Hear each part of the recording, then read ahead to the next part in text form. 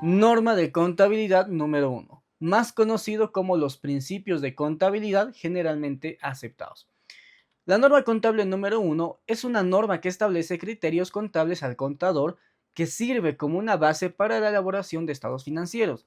Dentro de esta norma vamos a poder encontrar 14 principios, un principio fundamental que es la equidad, acompañado de 13 principios generales. En esta misma norma contable nos establece una base técnica para que nosotros podamos registrar cualquier tipo de transacción de una forma adecuada. Esta es una guía ética para que el contador, es responsable de la contabilidad, lo haga no pensando en sus intereses, sino actuando de la manera más prudente posible. Así como también, esto es gracias a esta normativa, podemos realizar una contabilidad confiable y verificable. Sus objetivos: establece una uniformidad. Gracias a esta norma, toda la contabilidad en Bolivia, tanto de una empresa como de otra empresa, está uniforme. Si bien no es lo mismo, las bases, los criterios que se han aplicado para elaborar cada contabilidad es la misma. Es una utilidad, nos proporciona o garantiza información útil para la toma de decisiones económicas, así como también establece un equilibrio, protege los intereses de los distintos usuarios de la información. Dentro de esta norma, la estructura es la siguiente. Primero, vamos a hablar del principio fundamental, que es la equidad. Luego, los 13 principios generales, las normas de evaluación y las normas de exposición, que prácticamente todo esto establece lo que es la norma contable número 1. Vamos con un resumen, los 14 pilares. Aquí están los 14 normas, el principio fundamental que habíamos mencionado, la equidad, y acá tenemos en la derecha, izquierda y abajo lo que son los 13 principios generales. Esto es un resumen que tú vas a poder descargar, vas a poder leer cuando estés descargando las diapositivas y no tengas ningún tipo de dificultad. Vamos con el principio de la equidad. La equidad establece que la información financiera debe de reflejar con justicia los intereses de todos los usuarios y no así de uno solo en particular. Su meta es evitar, favorecer o perjudicar a grupos específicos, ya sean socios, bancos, el Estado o los inversionistas. ¿De qué trata la equidad? Como pueden ver acá en la imagen, ¿no? Está una balanza de que todo esté parejo. ¿Por qué? Porque los estados financieros, la información que nosotros vamos a crear poco a poco, no lo tiene que utilizar solamente la empresa. Sí, los estados financieros son de la empresa, pero recordemos que los estados financieros sirven ¿para qué? Para entregar a impuestos nacionales y que ellos puedan determinar el correcto cálculo del IVA, sirve para mostrar a los futuros o posibles inversionistas para que digan, la empresa va bien, yo voy a invertir dentro de esta empresa. Sirve para mostrar a las entidades financieras, a los bancos, para mostrar el rendimiento y ver si es que ellos nos pueden prestar o no pueden prestar dinero. Entonces, los estados financieros, para empezar, no es solamente de la empresa, es para todos los usuarios que pueden llegar a ver. Y entonces yo lo que tengo que hacer en base a la equidad es realizar mi contabilidad pensando en todos los socios, pensando en todos los inversionistas, pensando en cualquier persona. No favorecerme yo, no perjudicarme yo o perjudicar a otra persona. Es decir, pongamos acá a dos situaciones. En este lado va a estar la empresa y en este lado va a estar el Estado, que va a ser el que recauda los impuestos. Para yo no pagar tanto impuesto, voy a inflar mi gasto. Estoy beneficiando a la empresa y perjudicando al Estado. ¿Por qué? Porque el Estado va a recibir menos tributos. Yo no puedo hacer eso. Si hay dos normativas, yo tengo que buscar y optar por la que sea más justa y elaborar mi contabilidad en términos equitativos para todos. Siguiente. Los principios contables generalmente aceptados son 13 y vamos a ver el primero. Principio de ente. Ente, según el concepto de la normativa, vamos a verlo por acá, nos indica: los estados financieros se refieren siempre a un ente, donde el elemento subjetivo o propietario es considerado como un tercero. El concepto de ente es distinto del de persona, ya que una misma persona puede producir estados financieros de varios entes de su propiedad. Eso es lo que nos indica la normativa. Ahora vamos a ver la interpretación de esta misma. Interpretación de la normativa. Ente significa independencia. La empresa debe estar totalmente separada de las actividades de los socios, es decir, que la empresa paga sus costos para operar y genera ingresos para ella misma. Esto mismo quiere decir que no se pueden mezclar los ingresos o gastos que genera la empresa con los ingresos o gastos que genera el dueño o el socio, ya que la empresa es independiente desde su nacimiento o su constitución. Cuando una empresa se crea, obtiene independencia total. Esto quiere decir que las finanzas del dueño o socio no afectan a la empresa. Muchas veces han debido ver, cuando ya van a trabajar, o quizás han debido ver en alguna ocasión, familiares y demás, que usan el dinero de la empresa como si fuera suyo. Sí, la empresa es tuya, es tu empresa unipersonal. El dinero que está en la empresa, tú lo has metido. El vehículo que está en la empresa, tú lo has aportado. Las ganancias que esa empresa genere con tus aportes no son tuyos. Tú no puedes ir a la empresa y decir, voy a sacar el vehículo, ¿para qué? Para irme de viaje.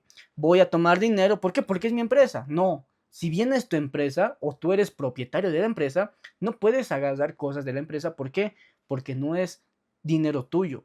La empresa, en el momento en el que tú le has dado vida, en el momento en el que se ha constituido, es una persona independiente. No puedes quitarle dinero o sacarle dinero. Tienes que separar tus costos, tus gastos de lo de las empresas que tú tengas. Bien, el dinero de la empresa es de la empresa, como dice acá. El socio no puede tocar ni sacar dinero como si fuera suyo. Bien, las deudas del socio o dueño son de ellos y no de la empresa. La empresa no puede pagar deudas que no sean suyas. Si la empresa genera una deuda, la empresa es responsable de pagar esa deuda. Si el dueño o el socio genera una deuda, a la empresa no le importa en lo más mínimo. Bien, tenemos que separar ese concepto que es muy importante y que se ve incluso en la vida profesional, en la que el dueño siempre trata de decir es mi empresa y yo hago lo que quiera. Ahí está totalmente mal.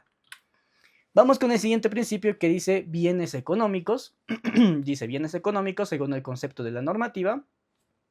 Los estados financieros se refieren siempre a bienes económicos, es decir, bienes materiales e inmateriales que poseen valor económico y por ende susceptible de ser valuado en términos monetarios. Pero vamos a ver la interpretación de la normativa porque la normativa y el concepto es muy redundante. Bienes económicos, su interpretación indica que cualquier bien material o inmaterial que colocamos en nuestra contabilidad tiene que tener un valor, posee un valor. Si no posee un valor, no podemos reflejar esa cuenta, ese activo, quizás ese activo intangible y demás. Acá nos indica, no podemos registrar contablemente cosas que no tengan un valor real o un valor cierto. Siempre las cosas que se registran deben de ser respaldadas con algún documento que muestre el valor del bien que se está contabilizando. No podemos inventarnos el valor de las cosas y tampoco podemos registrar un bien con un valor inventado. Por ejemplo, yo no puedo registrar como un bien de la empresa, como un activo intangible, el coeficiente intelectual de mis trabajadores. No puedo hacer ese tipo de registro. ¿Por qué? Porque yo no tengo con certeza cuánto vale en términos económicos el conocimiento de mis trabajadores. Bien, hay cosas sí que se registran como patentes, software, licencias, derechos de llave, todas esas cosas, pero esas cosas también tienen un valor que se puede respaldar. Una computadora se respalda, sí, ¿cómo se respalda su valor? Con la factura. ¿Cómo se respalda el valor del vehículo? Con la factura, etcétera, ¿no? Pero un conocimiento no se lo puede respaldar. Vamos con el principio de moneda de cuenta. Moneda de cuenta según el concepto de la normativa. Los estados financieros reflejan el patrimonio mediante un recurso que se emplea para reducir todos sus componentes heterogéneos a una expresión que permita agruparlos y compararlos fácilmente. Este recurso consiste en elegir una moneda de cuenta y valorizar los elementos patrimoniales aplicando un precio a cada unidad. Generalmente se utiliza como moneda de cuenta el dinero que tiene curso legal en el país dentro del cual funciona el ente. Y en este caso, el precio está dado en unidades de dinero o de curso legal. ¿Cuál es la interpretación de este concepto, de este principio? Sencillo.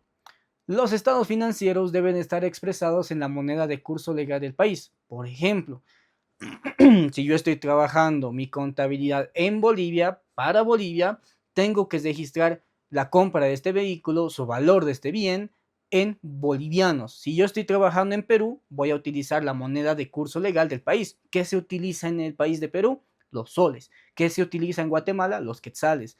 que se utiliza en México los pesos mexicanos. No voy a hacer mi contabilidad de Bolivia expresada en dólares, expresada en pesos mexicanos, no, porque no habría una comparabilidad con los precios. La contabilidad no puede integrar dos tipos de monedas en los registros contables, ya que esto causaría confusión y una representación económica errónea. No puedo, si bien puedo tener dólares, si bien puedo tener euros, si bien puedo tener todas las monedas del mundo, estas monedas tienen que representarse contablemente con su mismo equivalente en bolivianos. Es decir, yo tengo un dólar en mi empresa, ya, pero no voy a colocar el valor de uno. ¿Cuánto vale un dólar en bolivianos? 6,96, 7, 8, 10 pesos. Coloco, sí, tengo un dólar, pero en bolivianos vale 10 pesos. En bolivianos vale 6,96. Entonces, si bien puedo tener moneda extranjera, tiene que ser representada a un valor que sea de curso legal del país. Bien, necesitamos una unidad de medida única. No podemos trabajar mi contabilidad con muchos números y decir, tienes acá 100, ¿qué son? Ah, son $100. Ah, ¿y en cuánto valen bolivianos? Vale 698, inventándose en ese momento. Para que no exista esa confusión, todo va a estar en bolivianos y si existe una moneda extranjera, convertimos, traspasamos a bolivianos. Bien, si tenemos cuentas en bolivianos y cuentas en dólares, debemos de convertir los dólares a un valor en bolivianos, ya hemos indicado, esto para representar adecuadamente la contabilidad. Si no se realiza esto, no sabríamos identificar correctamente los importes que se exponen en los estados financieros. Empresa en marcha. Según la normativa, nos indica lo siguiente. Salvo indicación expresa en contrario, se entiende que los estados financieros pertenecen a una empresa en marcha, considerándose que el concepto que informa la mencionada expresión se refiere a todo organismo económico cuya existencia temporal tiene plena vigencia y proyección futura. Bueno, en esta parte lo corté un poco porque había un concepto un poco muy largo. Pero la interpretación de este principio, ¿cuál es? Refiere a que, como su nombre indica, ¿no? Que la empresa está operando, está en marcha, y que debemos de asumir que seguirá funcionando indefinidamente. Esto con la finalidad de que no se realice ninguna decisión en base a un cierre de la empresa.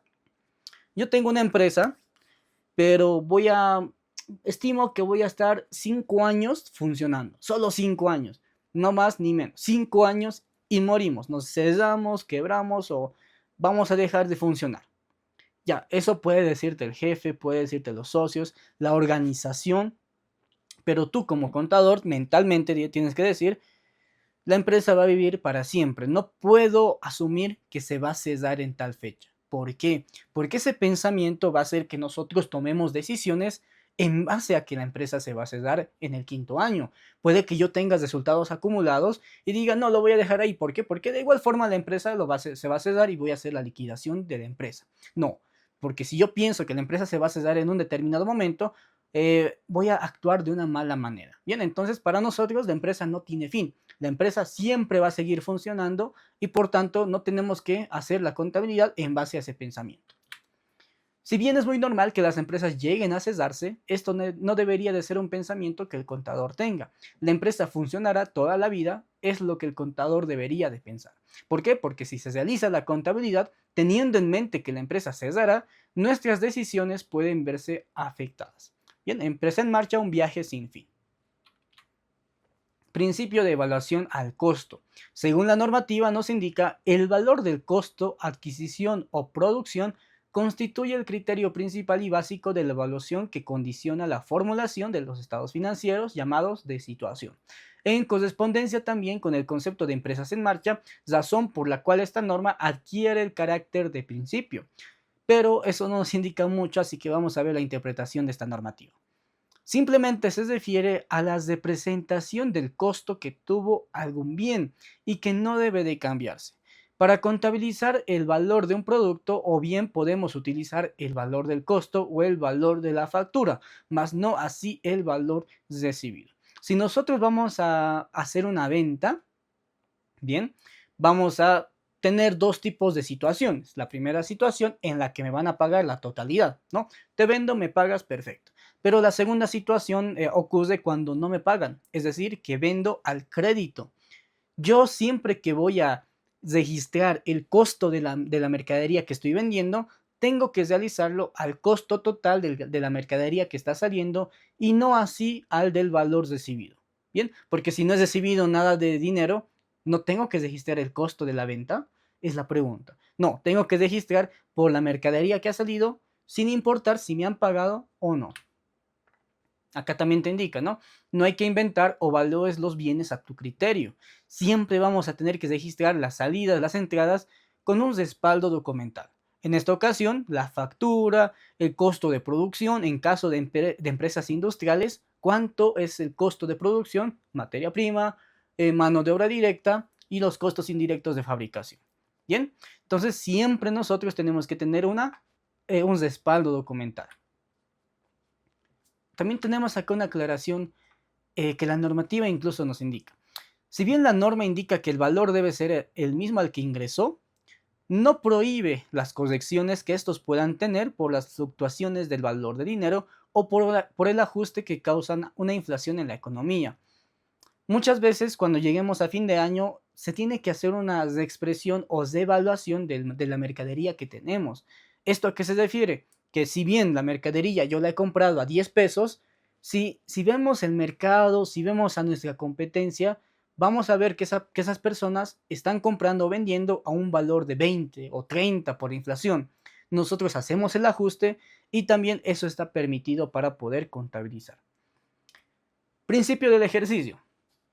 Según la normativa, en las empresas en marcha es necesario medir el resultado de la gestión de tiempo en tiempo, ya sea para satisfacer razones de administración, legales, fiscales o para cumplir con compromisos financieros, etc. Es una condición que los ejercicios sean de igual duración para que los resultados de dos o más ejercicios sean comparables entre sí. Vamos con la interpretación. La empresa debe de realizar cortes en su vida diaria, esto con la finalidad de medir y comparar resultados. El corte se los realiza en periodos iguales, de igual duración, y usualmente este corte los realizan una vez al año. Por ejemplo, para las empresas comerciales, realizan un corte cada 31 de diciembre. Es por eso que siempre que vamos a hacer un estado financiero, ¿cuándo es la fecha inicial y cuándo es la fecha final? Fecha inicial, 1 de enero del 2025, fecha final o de cierre, 31 de diciembre del 2025. Eso es un año entero. Cada año hace lo mismo las empresas comerciales. Pero ¿para qué hacemos este cierre? Porque si yo no hago un stop, no voy a saber si voy bien o si voy mal. Nosotros usualmente nos ponemos fechas para hacer una comparación. Del 1 de enero al 31 de diciembre de la gestión 2024, he tenido una utilidad o unas ganancias de 5,000. En la gestión del 2025 he tenido unas ganancias de 2,500. Ahí, en comparación de dos periodos de igual duración, puedo comparar si me ha ido mejor o peor que antes. En el 2025 he generado una utilidad de 2,000, pero en el 2024 5,000, entonces algo estoy haciendo mal. Estoy haciendo una comparación, ¿verdad? Algo estoy haciendo mal. Si antes he ganado 5,000 y ahora 2,000, tengo más gastos, tengo menos ventas, es la pregunta que usualmente nos hacemos. Bien, entonces el ejercicio nos indica eso. Corta, tienes que cortar de forma idéntica por periodos para hacer comparaciones de un periodo a otro periodo. Siempre debe existir un momento donde la empresa se detenga y diga, ¿estoy haciendo bien las cosas? ¿Cuánto gané durante este tiempo? ¿Me fue mejor que el año pasado? Pues para no ir sin un rumbo alguno y medir los resultados, se debe de realizar cortes que usualmente son de un año, donde se cierran las cuentas y se elaboran financieros. Aquí está la nota, los cortes siempre deben ser de igual duración. Bien, nos indica la normativa, tanto la norma contable 1 como la normativa internacional, que la empresa debe de realizar cortes mínimamente una vez al año. Mínimamente. Pero puedes realizarla 2 veces al año. Puede hacer cortes semestrales. Un semestre, un estado financiero, otro semestre, otro estado financiero. Puede hacerlo de forma trimestral, puede hacerlo de forma bimestral, puede hacerlo de forma mensual. Esto va a ser dependiendo de la magnitud y la necesidad de la empresa de obtener información actualizada. Vamos con el principio del devengado. Concepto según la normativa. Las variaciones patrimoniales que deben considerarse para establecer el resultado económico son las que competen a un ejercicio sin entrar a considerar si se han cobrado o si se han pagado. ¿Cuál es la interpretación? Se trata, esta normativa, este devengado, trata de reflejar y exponer los hechos económicos una vez que ocurren, es decir, cuando nace el derecho o la obligación, y no necesariamente cuando se cobran o se pagan. Este principio nos indica que debemos de registrar los hechos económicos de la empresa, se hayan cobrado o no, y o se hayan pagado o no. Bien, por ejemplo, muchas veces nosotros no vamos a vender al contado todas las cosas, o no vamos a comprar al contado todas las cosas. Puede que yo no tenga dinero en mi caja o en mi banco y digo, necesito urgentemente una computadora, pero no tienes dinero. Ya, pedite fiado, ¿no? Pedile al crédito, dile, dame la computadora y te voy a pagar la semana que viene. Nosotros muchas veces nos confundimos en el concepto de los registros. Pensamos que vamos a registrar solamente cuando paguemos y solamente cuando compremos al contado o vendamos al contado. Pero no, eso está totalmente equivocado. Si yo compro algo al crédito, podemos decir, ¿ha salido dinero de mi empresa? No. ¿Debo registrarlo? Sí. ¿Por qué? Porque si bien no ha salido ni un peso de mi empresa, ha ingresado una computadora. ¿Y con qué cuenta vamos a rellenar esa otra parte, esa contraparte? Con una cuenta por pagar. Porque si bien he adquirido el producto, nace una obligación de pagar este producto. Bien, entonces nosotros, en base al principio del devengado, tenemos que decir, siempre se basa en registrar los hechos económicos cuando ocurren y no cuando se pagan o se cobran. Si yo vendo el crédito, registro. Si compro al crédito, registro. Nunca voy a registrar solamente cuando el dinero se mueva. Bien, es un registro que muchas veces va a causar confusión y no hay que confundir con el concepto del efectivo. Principio de objetividad. Según la normativa, los cambios en los activos, pasivos y en la expresión contable del patrimonio neto deben reconocerse formalmente en los registros contables tan pronto como sea posible medirlos objetivamente y expresar esa medida en moneda de cuenta. ¿Qué dice acá la normativa del principio de objetividad? Que aclara que el trabajo que realizamos debe de ser siempre respaldado para que se pueda evidenciar y demostrar las actividades de la empresa. Así también los cambios o situaciones que alteren o modifiquen la información de los registros deben ser contabilizados lo más antes posibles. Si yo tengo la información de que hubo, no sé, un desastre, un robo, quizás un incendio, en el momento en el que yo conozca esa situación y conozca el valor de los daños que puedan ser medidos, los contabilizo apenas tenga esa información. No esperar quizás a 2 meses después de que ya se ha arreglado todo para poder contabilizarlos. Tampoco contabilizar esa situación. Se ha quemado la sucursal 1. Ya, contabiliza, pero ¿qué valor vas a contabilizar? No puedes inventarte los valores. Una vez que conozcas la situación, el hecho económico, y que puedas medirlo en valores monetarios, ahí vamos a contabilizar. Bien, el criterio para registrar algo debe de ser real y medible y mediante prueba documentada, no bajo un argumento no sustentado. Realizar los sucesos económicos apenas se conozcan. Principio de realización, según la normativa, nos indica los resultados económicos solo deben computarse cuando sean realizados o sea cuando la operación que los origina queda perfeccionada desde el punto de vista de la legislación o prácticas comerciales aplicables y se hayan ponderado fundamentalmente todos los riesgos inherentes a la operación. Debe establecerse con carácter general que el concepto realizado participa del concepto del devengado. Devengado, objetividad y realización son conceptos que se complementan entre sí. ¿Cuál es la interpretación de este principio? Nos indica, los resultados se conocen solo cuando la operación económica se perfecciona legal o comercialmente. Quiere decir que se debe de contabilizar solo las operaciones que efectivamente sucedan sin anticipar o suponer cosas. Y uno de estos ejemplos más claros que se puede llegar a dar es cuando tú le puedes dar a tu cajero o indicar, ¿no?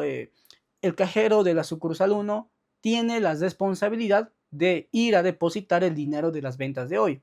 Bien, le dices, anda a depositar. Muy bien. ¿Cuánto tenías que depositar? 80,000. Muy bien. Yo como contador, quizás no experimentado, voy y registro en mi contabilidad, ingreso a la cuenta bancaria, o sea, bancos 80,000, ¿contra qué? Contra caja 80,000, o sea, dinero, ¿no? ¿Por qué? Porque el dinero lo va a transferir a la cuenta corriente. Los registro, pero ¿por qué estoy registrando si no tengo el papel que diga tal persona, el cajero número 1, ha depositado los 80,000? Yo no puedo adelantarme o anticiparme a los hechos que aún no han sucedido. Sí o sí, para poder contabilizar, el hecho económico tiene que haberse suscitado. Ese es un ejemplo. ¿Por qué? Porque puede que el cajero no deposite en ese día.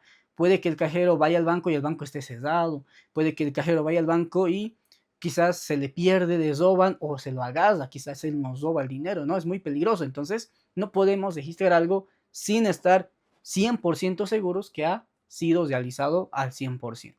Otro de los ejemplos es cuando nosotros hacemos una compra o una venta. Yo hablo con mi cliente, perfecto, pero el cliente me dice, sí, te voy a comprar.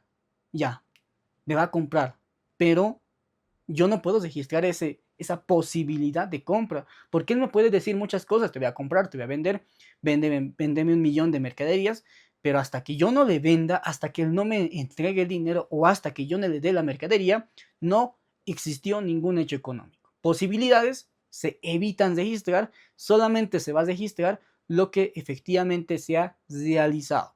Es por ese principio, realización. Registramos y nos guiamos por los hechos que sí han sucedido, no por las meras posibilidades. Bien, lo mismo acá, ¿no? ¿Existe algún hecho que puede o no puede ocurrir? No debemos de hacer absolutamente nada. Solo debemos de registrar los hechos económicos que ya se hayan suscitado. Nunca vamos a registrar solo una mera posibilidad. Tenemos el principio de prudencia, que según la normativa nos indica, significa que cuando se deba de elegir entre dos valores para un elemento del activo, normalmente se debe de optar por el más bajo, o bien que una operación se contabilice de tal modo que la alícuota del propietario sea menor. Este principio general se puede expresar también diciendo contabilizar todas las pérdidas cuando se conocen y las ganancias solamente cuando se hayan realizado. La exageración en la aplicación de este principio no es conveniente si resulta en detrimento de la presentación razonable de la situación financiera y el resultado de las operaciones. Y abajo tenemos la interpretación de la normativa, porque ya saben que la normativa muchas veces es muy técnica, palabras que no se llegan a entender ya que son muy sofisticadas para el ámbito general. ¿Qué nos dice el principio de prudencia? Lo más básico, establece una regla básica: contabilizar las pérdidas cuando se conocen y las ganancias cuando se realizan. No anticiparnos a los hechos, que viene de mano con el principio de la realización. Busca evitar la sobrevalorización de activos y subvalorización de pasivos. Principio de uniformidad. El principio de uniformidad, según la normativa, nos indica los principios generales, cuando fueren aplicables, y las normas particulares utilizados para preparar los estados financieros de un determinado ente, deben ser aplicados uniformemente de un ejercicio a otro. Debe señalarse por medio de una nota aclaratoria el efecto en los estados financieros de cualquier cambio de importancia en la aplicación de los principios generales y de las normas particulares. ¿Qué nos indica esto? Interpretemos. Se debe de llevar una contabilidad uniforme, aplicando criterios contables idénticos gestión tras gestión, para poder realizar una comparación de los estados financieros año tras año. Yo en la gestión 2025 he aplicado las normas contables bolivianas, he aplicado el código de comercio, he aplicado quizás una depreciación por línea recta, he aplicado que todos mis inventarios van a ser evaluados por el método PEPS, Sistema Perpetuo Método PEPS. Muy bien, cada año debo de hacer lo mismo. Pero ¿qué pasa si en esta gestión 2026 cambio de método de depreciación en línea recta a depreciación puede ser por horas de trabajo? y cambio la evaluación de mis inventarios. Antes los evaluaba por el sistema perpetuo método PEPS, ahora por el método CPP. Bien, ¿puedes hacer los cambios? La normativa te dice, sí, haz los cambios que sean necesarios, tampoco te juegues con lo que son los cambios.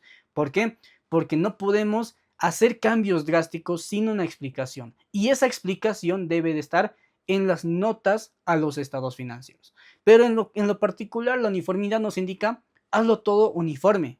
Si el año pasado has utilizado el método PEPS, este año utiliza el método PEPS. Si el año pasado has colocado la cuenta de caja moneda nacional, este año coloca caja moneda nacional. No coloques efectivo y equivalentes al efectivo. Al siguiente año coloca dinero. Al subsiguiente coloca disponible. No. Mantener la uniformidad para que cualquier persona pueda hacer la comparación. El año pasado tenías efectivo 100,000. Este año tienes caja. ¿Qué es caja? ¿Qué es efectivo? No hay una uniformidad ahí. Nos indica lo siguiente. ¿Imaginas un cambio constante de reglas como pedir un informe manuscrito en cursiva y luego cambiar a imprenta a la mitad del trabajo? Es ilógico y confuso, ¿no? Cualquier cambio tiene que ser justificado. Lo mismo aplica para la contabilidad. No debe haber cambios drásticos sin ninguna justificación. Se debe buscar mantener la uniformidad en el trabajo. Ahora, esto no indica que si tú entras a trabajar a una empresa y ves que el anterior contador ha hecho todo mal, hagas tú también todo mal. No, puedes hacer las correcciones siempre y cuando sean justificadas. No, aquí tenemos un gráfico que nos indica. Así no. Método LIFO, que es el método PEPS, se pasa al segundo año con el método del costo promedio ponderado y al tercer año seguramente con el WEBS. Esto no se puede hacer esto. ¿Por qué? Porque los resultados no son comparables. Pero si nosotros el primer año utilizamos el método PEPS, el segundo también y el tercero también, podemos hacer una comparación. Principio de materialidad, según la normativa. Al ponderar la correcta aplicación de los principios generales y normas particulares, deben necesariamente actuarse con sentido práctico. Frecuentemente se presentan situaciones que no encuadran dentro de aquellos y que sin embargo no presentan problemas porque el efecto que producen no distorsiona el cuadro general. Desde luego, no existe una línea demarcatoria que fije los límites de lo que es y no es significativo, y debe aplicarse el mejor criterio para resolver lo que corresponde en cada caso, de acuerdo con las circunstancias, teniendo en cuenta factores tales como el defecto relativo en los activos o pasivos, en el patrimonio o en el resultado de las operaciones. Interpretación. Materialidad. Concentrarse en registrar hechos significativos. Evitar sobrecargar con información irrelevante. Un contador, en base a su buen criterio profesional, debe poder evaluar cada hecho y diferenciar si una operación es importante o no. Todas las operaciones son importantes para la empresa, pero imagínense si yo tengo una empresa que tiene millones, pero se me pierden 10 pesos. ¿Será significativo? No, no es material. ¿Por qué? Porque son 10 pesos. La empresa trabaja con millones. No puedo dedicar un cierto monto de tiempo para buscar dónde están esos 10 pesos. Bueno, se han perdido. ¿Es material? No. Vamos a colocarlo como una pérdida, como una diferencia por redondeo, pérdida de dinero, etc. Ejemplo en la vida real. ¿Alguna vez perdiste 10 centavos? Muchas veces perdemos dinero, ¿no? Pero si tú pierdes 10 centavos, probablemente no hiciste nada. ¿Por qué? Porque son 10 centavos. Pero ¿qué pasaría si tú perderías 100 bolivianos? Te sentirías frustrado. ¿Por qué? Porque 100 bolivianos es material, es significativo. 10 centavos no, porque es insignificante, pero 100 sí es algo que nos preocupa. Lo mismo pasa con la contabilidad. 10 centavos para una empresa no vale la pena buscar dónde están, pero si se pierde 100 pesos, 2,000 bolivianos, se pierde una computadora de 10,000, ¿qué vas a hacer? Buscar dónde están, registrar en qué lugar se había encontrado o corregir el asiento. Bien, entonces es muy importante conocer el principio de materialidad para no sofocarnos con centavitos.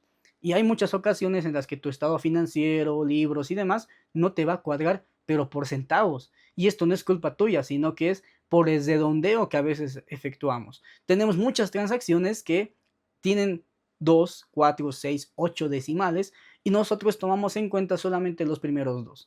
Eso causa una ¿qué? Una distorsión de unos centavitos nomás, nada más, que al final, sumando todos los centavos que faltaban, se hace una diferencia de 10 centavos, 20 centavos, 5 centavos. Eso no es material. Eso no nos debería de importar. Y eso se hace en base al criterio profesional y en base también a la magnitud de la empresa.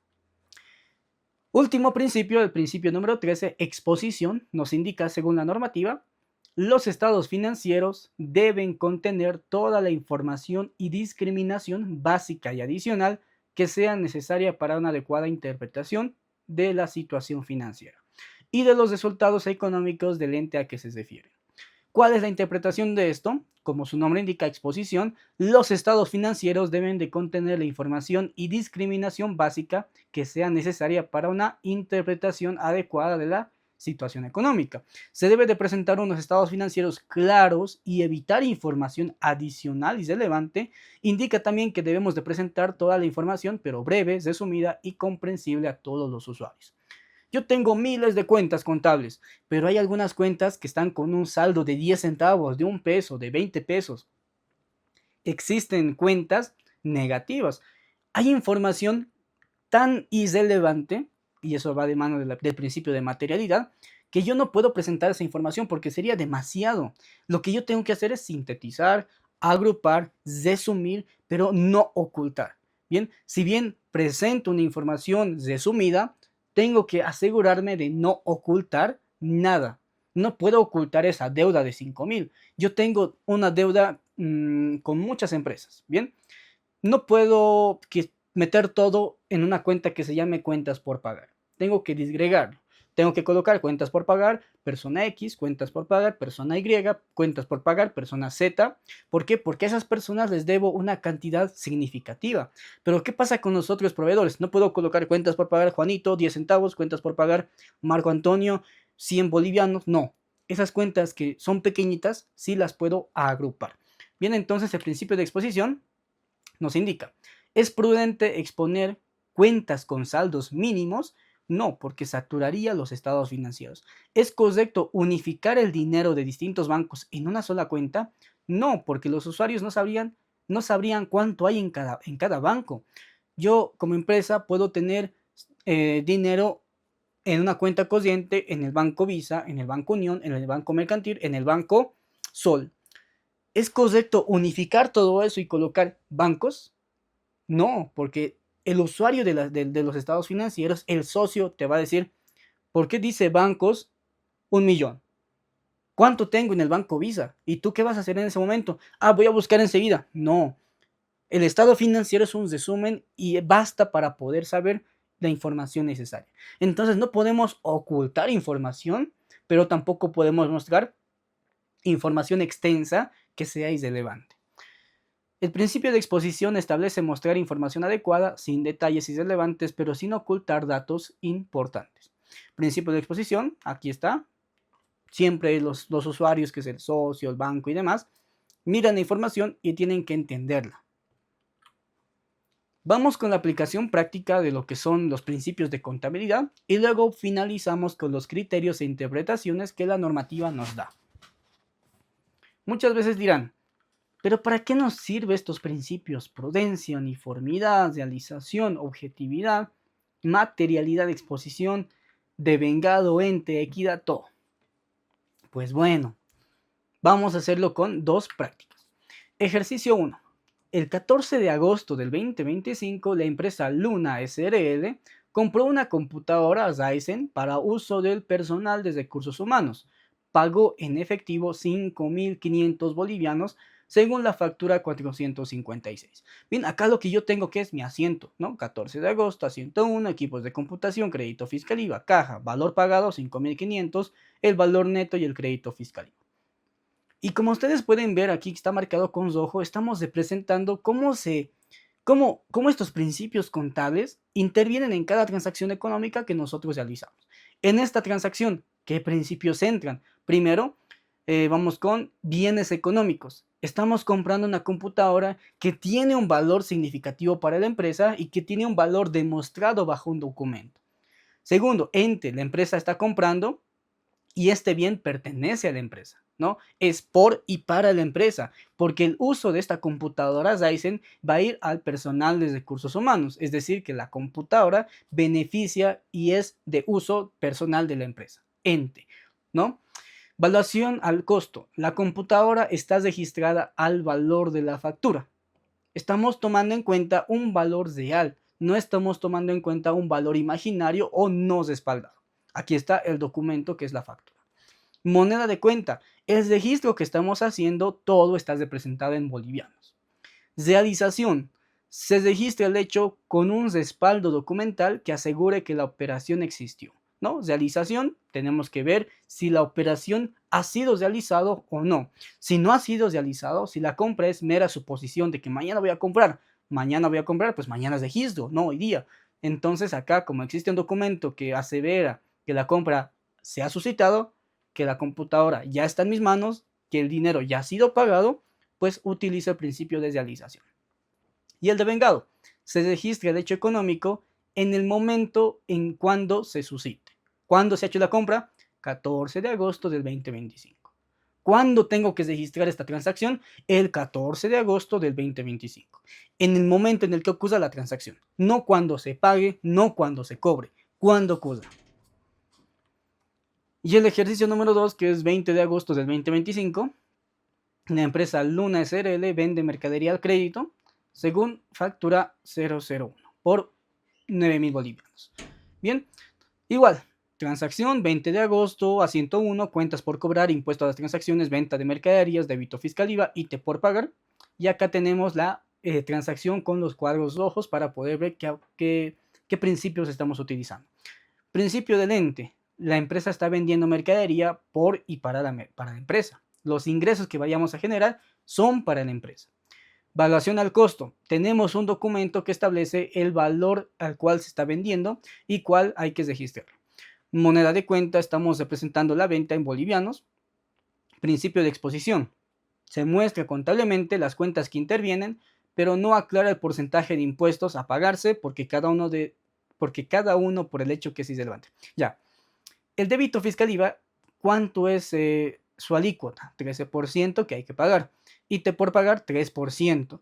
Pero las cuentas contables no tienen que tener esos porcentajes. Es algo ilógico.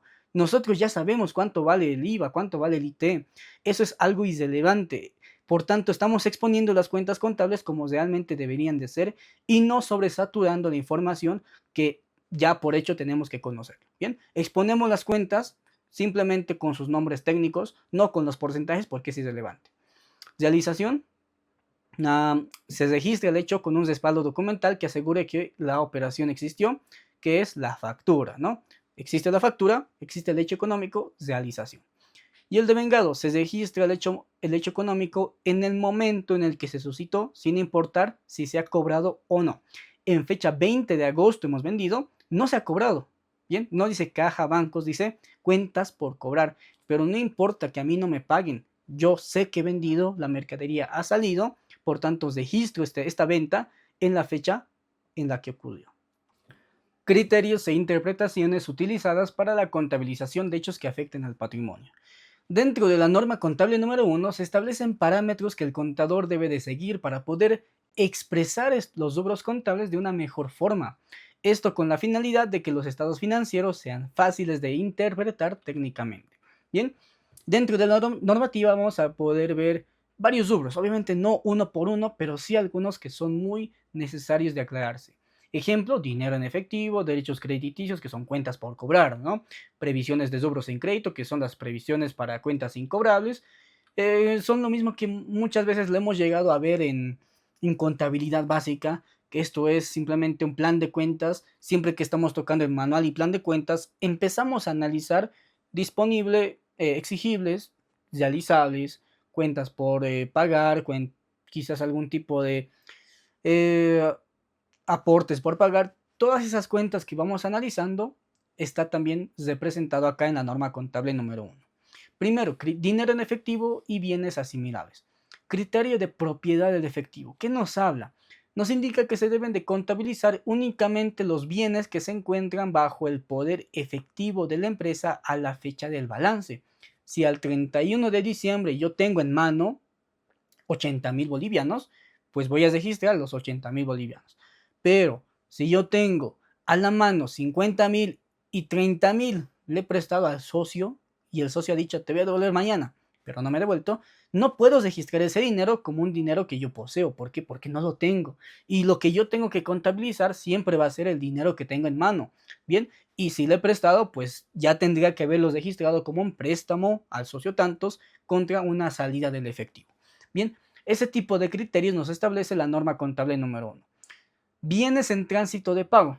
No se excluyen aquellos que, aun estando dispuestos para el pago, todavía no han salido del control físico o legal de la empresa. Ejemplo, incluso si el dinero está destinado para un fin específico y por lo tanto no se puede disponer libremente porque ya está reservado, debe de registrarse como un disponible.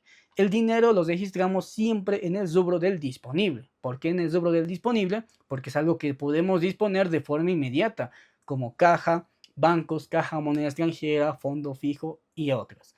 Pero un dinero que tú tienes guardado o reservado para un fin en específico, no lo podemos disponer, ¿verdad? Pero de todas formas, la normativa me indica colocar ese dinero como parte del disponible.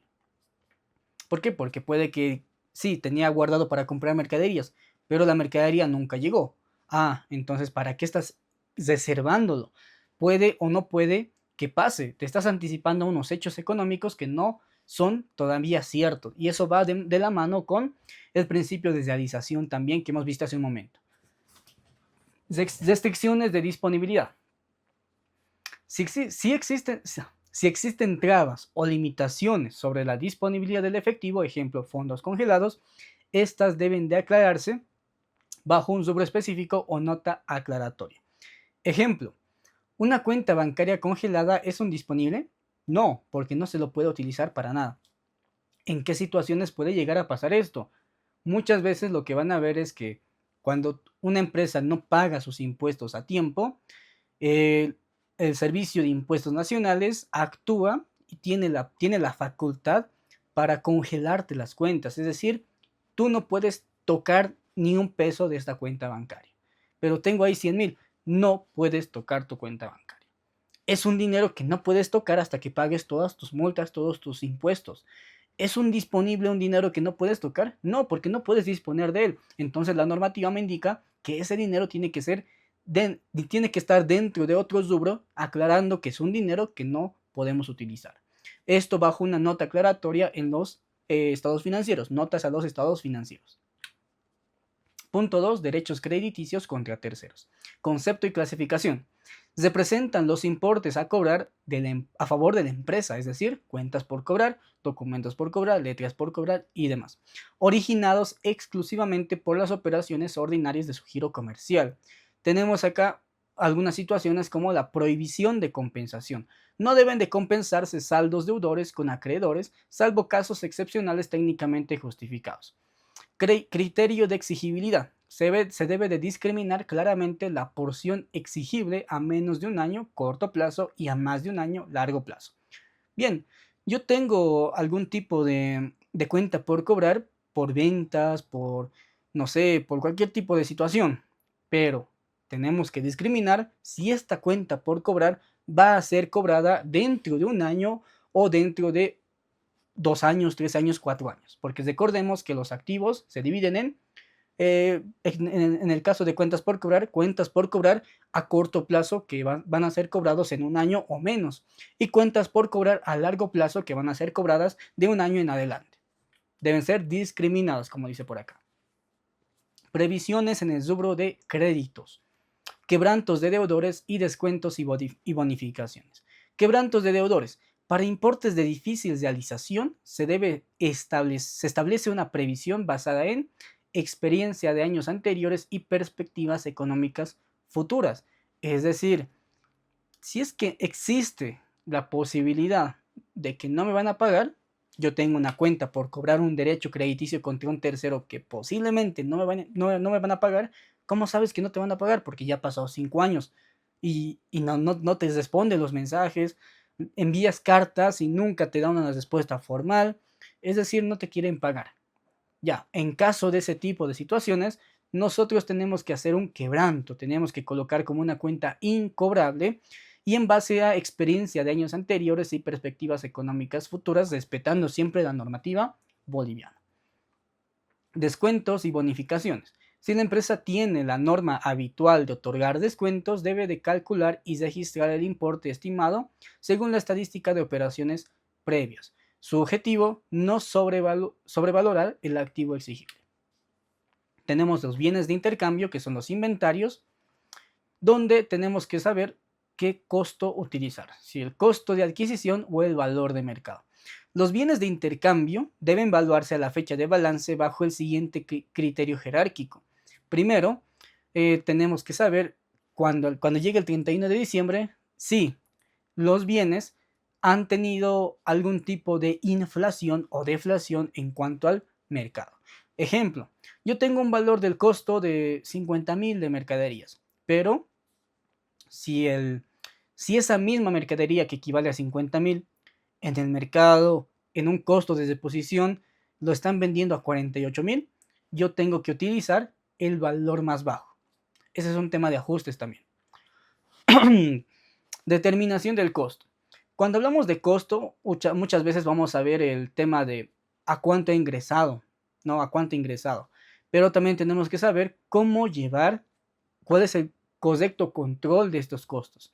Por ejemplo, en la uniformidad, definir un método consistente. Cuando hablamos de mercaderías, tenemos que saber que existen dos tipos de sistemas: sistema periódico y sistema perpetuo. Sistema periódico es el sistema que se trabaja simplemente con un control empírico, y sistema perpetuo o permanente el que maneja el CARDEX. Y si manejamos el CARDEX, tenemos que definir un único método de evaluación, que puede ser primeros en entrar, primeros en salir, PEPS, WEPS, promedio ponderado, identificación específica u otros que la normativa pueda permitir. Composición del costo. El costo siempre va a estar compuesto para las empresas comerciales. El monto que tú has pagado por él. Si tú has comprado una mercadería por 20.000, pues el costo va a ser 20.000, obviamente descontando impuestos, más algún tipo de descuento, seguro, flete, cualquier otro gasto que tú hayas incurrido para traer la mercadería dentro de la empresa. Y en el sector industrial sabemos que el costo se compone por la materia prima, mano de obra directa, costos indirectos de fabricación y cualquier otro tipo de adecuación que haya sido necesario para obtener un producto terminado. Eso es la composición del costo. Y bueno, de eso también nos habla la normativa. 4. Bienes de uso, activos fijos. Incluye bienes inmovilizados aplicados exclusivamente a la explotación de la empresa. Base de evaluación. Siempre al costo de origen. Si se aplica de evalúo técnico, debe aclararse en el balance. Nos indica los activos fijos, la computadora, el vehículo que tú tengas, siempre tiene que estar evaluado al monto al que ha sido comprado. Adicionalmente, si se ha quizás hecho una reparación, mantenimiento, adecuación que sea significativa, también se tiene que añadir al costo. Bienes no sujetos a desgastarse son terrenos destinados a la explotación industrial o comercial, que también habla acerca de eso, los bienes de uso, que vamos a ver enseguida. Dentro de los activos fijos tenemos a terrenos, edificaciones, muebles y enseres, equipo de computación, maquinaria en general, un montón de activos fijos. Y nosotros tenemos dos formas en las que los activos fijos pueden ir quizás perdiendo su valor. Primero, los que están sujetos a depreciación, los que se desgastan. ¿Qué activos se desgastan? Un mueble se desgasta, una computadora se desgasta, un vehículo se desgasta, es decir, aquí está los que están sujetos a desgastarse o a depreciarse. Y su contracuenta es la depreciación acumulada. Pero hay bienes o activos fijos que están sujetos a agotamiento, que no se desgastan, pero sí se agotan, como que minas, canteras, bosques, yacimientos pierden valor por la extracción del recurso. Si yo tengo una mina, obviamente voy a ir y voy a sacar el dinero, el oro, el mineral, cualquier sea el mineral. Obviamente, a medida que estoy sacando el material, el mineral, la mina se va acabando, va teniendo menos recursos. Es decir, que la cuenta que se tiene que utilizar es la amortización acumulada. ¿Bien? ¿Por qué? Porque no se desgasta, pero sí pierde un valor. Así como también se tiene, si no me equivoco, estaba por acá, el que no respeta esa regla, que no se desgastan ni se agotan, que son los terrenos que están destinados a la explotación industrial o comercial. Costo de los inmuebles. En cuanto a los terrenos, se suma al costo de rellenamiento, desagüe, comisiones, escrituración y honorarios legales. Terrenos para la venta se clasifican como inversiones. Ahora, ¿de qué trata este costo de inmuebles? No va tanto al sector comercial o industrial, pero sí al sector inmobiliario o a las constructoras, porque las constructoras tienen terrenos, agarran terrenos y fabrican o elaboran un edificio, ¿no? Para eso, ¿qué hacen? Meten personal, meten comisiones para la venta, meten algún tipo de honorario profesional o honorario legal para tener la escritura pública del nuevo edificio. Todos esos gastos dice que se puede considerar como una inversión cuando esté listo para la venta, ¿no? Entonces, acerca de eso nos habla ese punto. Maquinarias y vehículos. El valor de la maquinaria es el costo de adquisición más el costo de instalación. Si yo compro una máquina enorme, el valor del costo de esa máquina va a ser el precio de factura o de importación, pero voy a contratar a un personal específico. ¿Para qué? Para que adecúen el lugar y esa máquina pueda ingresar, pueda estar funcionando. Es decir, que el costo de estas máquinas incluye no solamente al costo de adquisición, de compra, sino también al de instalación o adecuación. Vehículos y camiones. Se debe de incluir el costo inicial de los accesorios instalados, eh, es decir, el costo del vehículo más algún accesorio que se haya añadido posteriormente. Y pasamos a los activos intangibles. Nos indica que son derechos y bienes inmateriales de plazo limitado o ilimitado. Bien, activos intangibles, ¿no? Activos que no se pueden tocar, pero tienen un valor para la empresa. Como las marcas y fórmulas. Las marcas de fábrica, ¿cuál va a ser su valor de costo? Va a ser gastos legales, inscripción, dibujos y precio de adquisición. Nota, no se incluye gastos de propaganda, no se deben de sobrevalorar aunque generen plusvalía. Para las fórmulas, su costo va a ser la investigación, el desarrollo y la adquisición. Son sujetas a amortizarse periódicamente según su vida útil estimada. El valor de llave y patentes. Bueno, acá en el tema de las patentes, su costo es en base a la experimentación y desarrollo capitalizado. Si la patente caduca o pierde valor, se amortiza totalmente. Y para la llave solo se registra si fue abonada al comprar la empresa o por procesos de fusión y de organización. Son un poco raros los conceptos de los activos intangibles porque no muchas veces vamos a ver fórmulas o ya derechos de llave y demás. Los derechos de autor, concesiones y franquicias, lo mismo, pero ahorita vamos a hacer una explicación de todos estos que hemos visto hace un momento: marcas, fórmulas, derecho de llave, patentes, derechos de autor y concesiones y franquicias. Los activos intangibles son bienes que no se pueden tocar, ya hemos indicado, que no existen como tal físicamente, pero que tienen un valor significativo para la empresa, como una marca de fábrica, ¿no? La marca de fábrica de Coca-Cola. ¿Existe? ¿Podemos tocarla? No, porque está en el aire, es algo que se puede replicar y demás, y tiene un valor significativo para la empresa, porque si lo colocan en una botella, la gente tiene confianza, y eso que genera beneficios o ventas para la empresa de Coca-Cola. Este tipo de activos intangibles pueden clasificarse en dos, que tienen una vida limitada y una vida ilimitada o indefinida. Vida limitada, aquellos activos intangibles que van a durar solo 4 años, solo 5 años, solo 8 años. Y aquellos activos intangibles que no tienen una vida útil indefinida, bueno, tienen una vida útil indefinida o ilimitada, como las marcas de fábrica. Tú no sabes cuándo la marca de Coca-Cola va a ser inservible o va a caducar. Entonces, ¿qué se hace en esos dos tipos de situaciones? Primero, calcular el costo. El costo y la cantidad de años en las cuales se tiene que distribuir su valor. Para los que tienen una vida útil limitada, es decir, definida, tal años, 8 años va a vivir, 8 años de duración y demás, son aquellos que usualmente se los adquiere o se los compra o tienen algún tipo de aspecto legal. Por ejemplo, un derecho de autor. El derecho de autor ya ¿quién te va a otorgar ese documento que dice tú eres propietario de esta cosa, de este invento, de este libro? Seguramente va a ser en el SENAPI, Servicio Nacional de Propiedad Intelectual, que tú pagas para tener tu patente. Y ahí te dice, este patente, este derecho de autor tiene una vigencia o duración de 8 años y para renovar tienes que venir al octavo año o más antes y renovar por otros 8 años más. Entonces ya nos da una vida limitada, una vida fija. Pero para aquellos que no tienen una vida fija, definida, es un poco más complicado y eso va a determinar, eso se va a determinar en base al criterio del contador, en base a la experiencia y constantemente se va a tener que ir actualizando. Bien, ya estamos acabando, vamos con aquí, gastos adelantados y cargos diferidos. Representan costos que incidirán en ejercicios futuros. Criterio de distribución. Sumas iguales a lo largo del tiempo según unidades producidas. Si no hay periodo concreto, se difieren en cuotas iguales en el menor tiempo posible. Exposición. Discriminar vencimientos a más o menos de un año. Ya nos está hablando sobre pagos adelantados, como puede ser alquileres pagados por adelantado. Nos está hablando también sobre lo que es seguros pagados por adelantado. Todos esos pagos adelantados, aquí nos habla sobre cómo hay que distribuir su costo. Sumas iguales a lo largo del tiempo. He pagado el alquiler por un año. O no, he pagado un seguro por un año. ¿Cuánto has pagado? 12,000.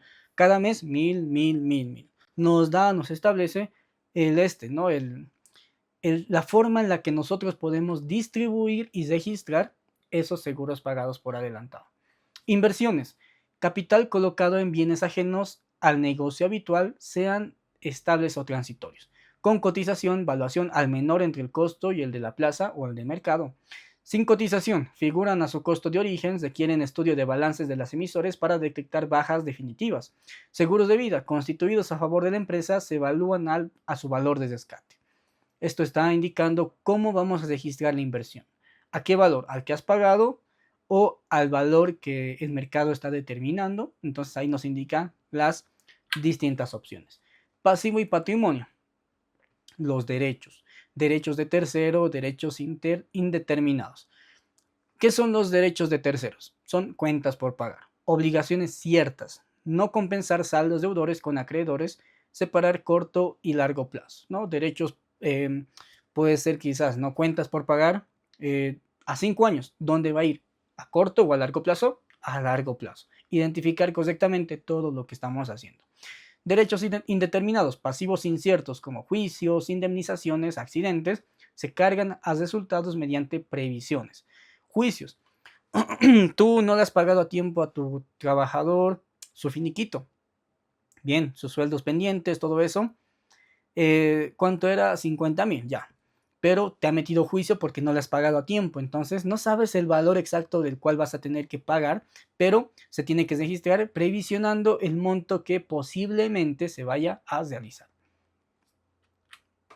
Acá nos indica algo, utilidades diferidas, cuando que se presentan, cuentas que se presentan beneficios a liquidarse en años venideros. Vamos con el capital y las reservas. Reservas de capital, primas de emisión, aumentos de activo por revaluaciones. Y las reservas de utilidades son fondos para cumplir leyes o reforzar el capital. Toda reserva con fin específico debe de llevar un rubro aclaratorio. Cuando nosotros tenemos algún tipo de utilidad en la empresa, existe las llamadas reservas. ¿Qué son reservas? Son reservas. Reservas para algún hecho económico que puede llegar a ocurrir. Dentro de ellas está la reserva legal, que la normativa te dice, si tú eres una sociedad, SA o SRL, tienes que reservar un 5% de tu utilidad. ¿Para qué? Para evitar futuras quiebras. Todas esas reservas nos indican que tienen que ser con un fin específico y llevarlo a un rubro aclaratorio. No generar reservas por cualquier cosa, reserva para pago de sueldos, reserva para compra de mercadería. No, tiene que tener un fin específico y estar aclarado en algún rubro específico. También nos indica. Resultados, ingresos y egresos. Con esto creo que... ya estamos teniendo. Resultados, ingresos y egresos.